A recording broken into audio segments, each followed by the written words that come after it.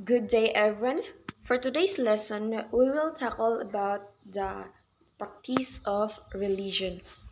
So let's go first to what is a religion.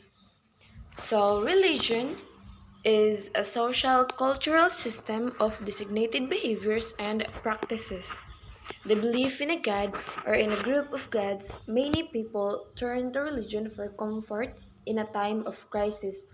So, di ba, kasagaran sa ato is murag makaila or muduol lang og Ginoo kung magkalisod sila or na sila problema, where in fact it is a big no, like mo mag-pray gihapon ta or muduol gihapon sa Ginoo, even good in times of bisan dili ta magkalisod like natay blessing, let's always be thankful to God to what we have, especially when we wake up in the morning, like kagitagan gyapon ta niya og another life to live. And also, it is a set of beliefs that is passionately held by a group of people that is reflected in the worldview and in expected beliefs and actions, which are often ritualized. And let's go to the practice of religion. So, practice of religion is restricted more than the beliefs, as this will affect another people. It may include worship, rites, rituals, fiestas, and trances. So, we're all aware about this. We all know about this things. There will also dances, meditation, celebrations, matrimonial, funeral, baptismal services, or other more practices as provided by the human culture. So, di ba natay mga contemporary dance, which is ginahalad nato ito God, like ng mga meditation person, kan clear atong mind, and funeral, of course, we're all aware about this, and baptismal, which is in Catholic ang pagbunyag. Next is those acts become religious practices when they are considered sacred by the practitioners depending on their belief.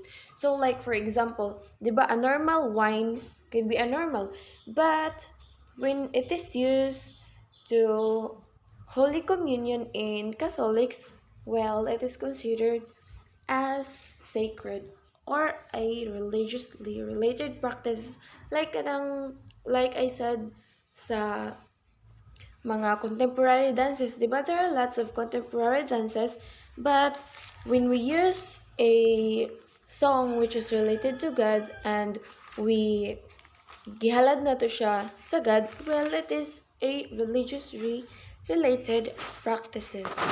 Then let's go to the case of Ebralinag. So this case is from Cebu Division in March 1, 1993. A group of students, all belonging to Jehovah's Witnesses, refused to salute the flag on the ground that this is against their religion. So sa kaninga case, we all know nga for us to show our respect and love to our nation is to salute to our flag. Yet, for the belonging of Jehovah's Witnesses, kani nga act kay usa ka idolization nga ga-worship sa physical nga objects o usa kini kadakong bawal sa ilahang religion. That's why they refuse to salute our flag. Then the teachers repeatedly warned them, but still they refused. Because of this, they were expelled from the school, yet the students were invoking their right to exercise their religion, which is niabot pa sa court kay ilag gyud gi-invoke ang ilang rights nga dili sila pwede musalot sa atong flag, which is lagi bawal sa ilang religion. And the teachers didn't even know that in the Philippines we have these constitutional provisions that have been it written that we had the freedom to exert religiously related exercise, which means ang gibuhat sa Jehovah's Witnesses nga mga students kay usa ka legal nga naglead to the decision of Justice Ginny Aquino nga favor into sa mga students which belongs to Jehovah's Witnesses. So let's go on to religiously related is sometimes confusing, though the mixture and blending of different beliefs have been embedded in our faith. That is not clear to most what is biblical, spiritual, traditional, or cultural. For a lot of Filipinos, most of the religious practices for them would be assumed biblical and spiritual. So sa atua, tungod kay di ba daghan naman kay tag mga totoo atong mga beliefs nagkalain-lain na lang mo nang naglisod na tawag identify kung usa ba ni siya ka spiritual or usa ka biblical. But in our case, sa mga Pilipino, most of our religious practices kay gi-assume as biblical, gi-assume siya as biblical or spiritual. So let's go to the concept of dungan, or what we call the spirit or soul. So this idea of soul has permeated the consciousness of human beings as soon as humans started to speculate on what is the nature of man. In fact, some artifacts have been shown us that even during prehistoric times there are some sort of concepts regarding soul and spirits, wherein Socrates and Plato evaluated the position of soul by saying that man is soul only. So ang both philosopher nag-ingon nga ang man daw is soul lang siya. Did we all believe that man is soul only? We agreed or not, they still says that we are soul only. And if we stripped a man of everything, the body and all the physical faulties, and only that left would be his soul. So, kung ato do kunubuan lang tanan ang mga tao, or like even in a death, well, the soul still remains, and this soul will survive the death of the body, and that would be the real self. So, ang soul lang do kuno ang mahabilin sa atua, and that would be considered as our real self. Kaya nga, as we all know that our physical body will be madunot lang siya. Like, madugta lang maunang let's be aware nga dili gid ta manaway sa atong mga isig kataw kay at the end mga dunot ra mangyapon ta, mga tiguang ra gyapon ta, mga matay ra gyapon ta tanan. So for what nga manaway ta, di ba? And let's go to the Catholic. So in Catholic, Saint Thomas Aquinas said that each living has a soul and that physical death is not the end. It will be the soul that will enjoy eternal life in the general resurrection. So, sa ako pangingon, ang atong soul lang ang mo-survive. All Catholics are aware of this nga naatay pagkabanhaw. Like, magpabilin lang atong soul, while ang atong body is madunot lang siya. Then, in Hinduism, there are Atman and Jiva Atman. The Atman, or the breath or soul, is the universal self, identical with the eternal core of the personality that after death either transmigrates to a new life or attains from the bands of existence. While Jiva Atman is also eternal, but it is imprisoned in an earthly body at birth and death, will liberate it into a new existence as assisted by the judgment of karma. So, ang Jiva Atman is wala siya freedom to choose kung magstay siya or mo transmigrate into another body, while ang Atman is nasa freedom to choose asa siya mo transmigrate ba siya or magpabilin into the bands of existence. So, dito sa Jiva Atman, di ba na siya mo, death will liberate it into new existence. So, mo liberate siya into new existence by the process of samsara. So samsara is a process of reincarnation, a continuous cycle in which the soul is reborn over and over again until the soul has attained karmic perfection and becomes one with Brahman. So sa Jiva Atman, ngari musod si samsara. Kaya ang samsara, siya ang process sa reincarnation. So, di ba, ang Jiva Atman is mo-liberate siya, assisted with the judgment of karma. So, mo-reincarnate siya into another existence, assisted sa judgment of or karma. So, mo-reincarnate siya sa another body, pero pagbuot sa base siya sa judgment of karma kung asa siya mo reincarnate nga another identity.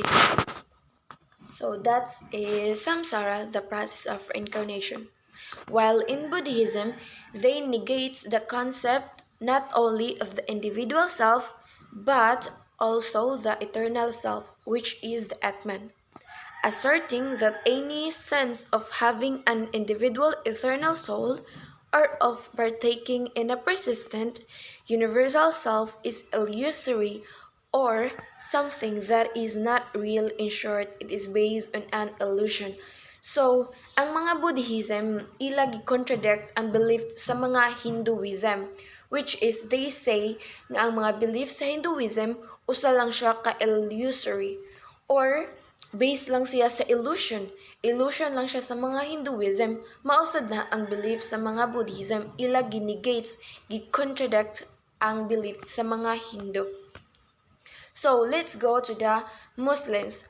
Muslims believe that the soul existed at the same time as the body, but that it will survive bodily death, which will then have a life of its own. So, ang mga Muslim nag-believe nga ang soul and our physical body exist at the same time. But when the death came, then only the soul survive and it will have a life of its own. Then there is animism. Animism is a belief of our ancestors that souls are quasi-physical and can exist outside the body. So ang animism sad nga belief sa atong mga ancestors or atong mga ninuno nagbelief sila nga ang atuang soul is pwede makabuwag sa atuang body. Like for example, matug ta and we dreamed about nga ni buwag ang atong soul sa atoang body. So it is possible daw most of ang mga tuo-tuo sa atoang mga ancestors. Then let's go to the soul. So as continue, soul can be transferred from one body to another and persist after death of the body as multo or ghost. It may reincarnate in the next life in another form like human, animal, or plant. So, kani siya, mosad ni siya ang atong gitawag nga sanib. Diba? Until now, we still believe of sanib. So, ang ato daw soul or ang ghost nato is pwede makasanib. It may choose the another human or another identity. It may animals or plants. It just depends to what our ghost choose. Then the Babaylan says inside the body of a living person dwells a dungan. This dungan gives life, animation, and sensitibilities to a person.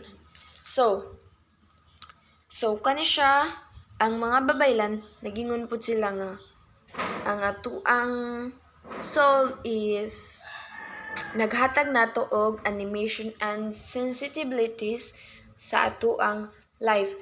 So kay naghatag man ang dungan, it means kung mubuwag siya sa atuang lawas, basta nagmatata, delikado kaayo siya kay given naman siya nga kung magmatata nya mubuwag ang atong soul, of course mawagtangan ta sa atuang mawagtangan ta og malay, like makuyapan ta kay di ba it says nga naghatag og animation and sensitibilities to a person. So it is given mura gid ta og robot nga nahutdan og battery or natanggalan og battery or nawagtangan og usa man lang ka parts. Diba? Imagine a robot without a battery. It is like just a nothing. Like wala jud siya dili siya malihok or something nga nothing at all. So, mura ta ani og na partially dead but not totally dead. We still have the chance to live. And this is second emotion by Alicia Magus. She says that it is a life force, an emergency as well as an eternal entity, a spirit with a will of its own that resides in the human body and provides the essence of life.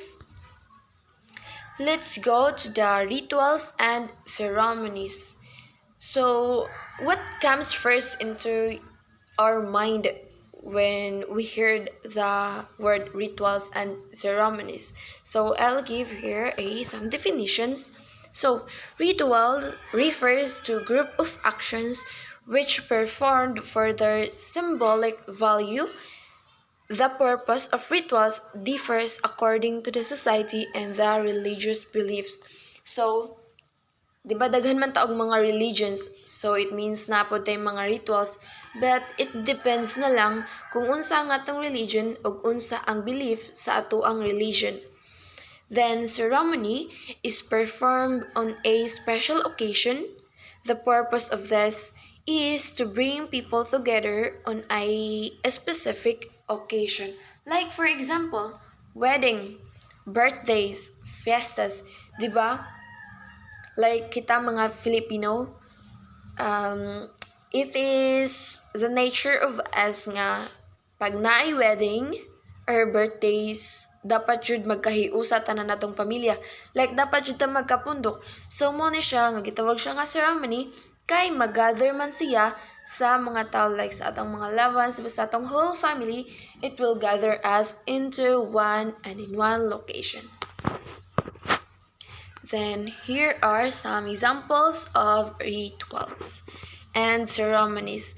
So the first photos are a example of ceremonies, while the lower two pictures are the examples of rituals. Mga rituals nga gi-perform sa lain nga mga religion. Then, here, archaeologists have found presence of rituals existing since 100 years ago.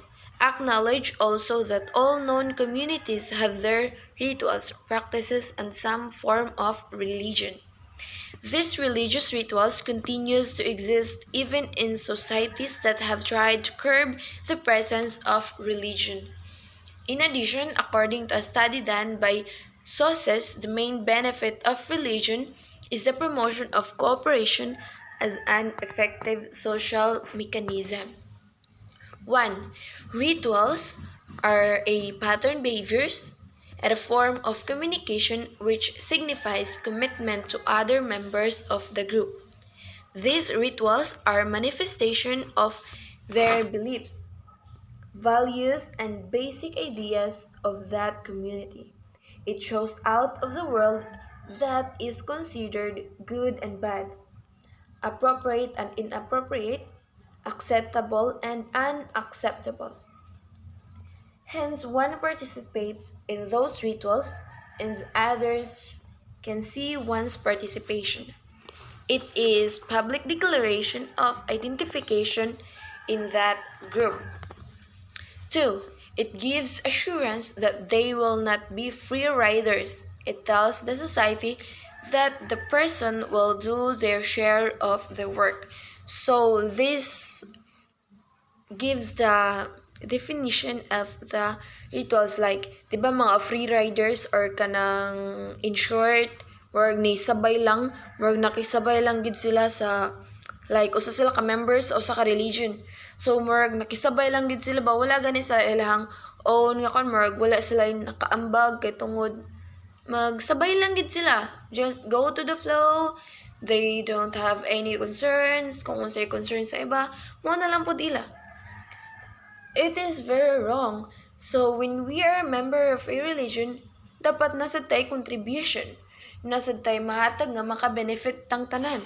Like, kanang ma-improve ang ato ang religion or ato mga churches baron ma-improve. Then, however, believers and followers of those specific religions will do such act declaring that they can be trusted. And the elements of the rituals are repeated on a regular basis, tends a sense of validity and sacredness of the religious system. We all know that we are all aware of what is religion and what are the practices of our religion, especially that in Philippines, majority of us are Catholics. But still, there are lots of religion exist in our nation. There are lots.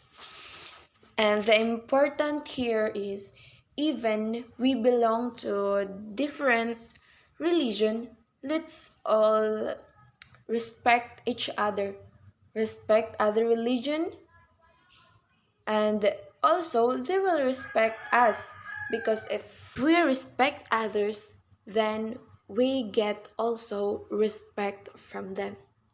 That's all for today, and thank you for listening. God bless us all.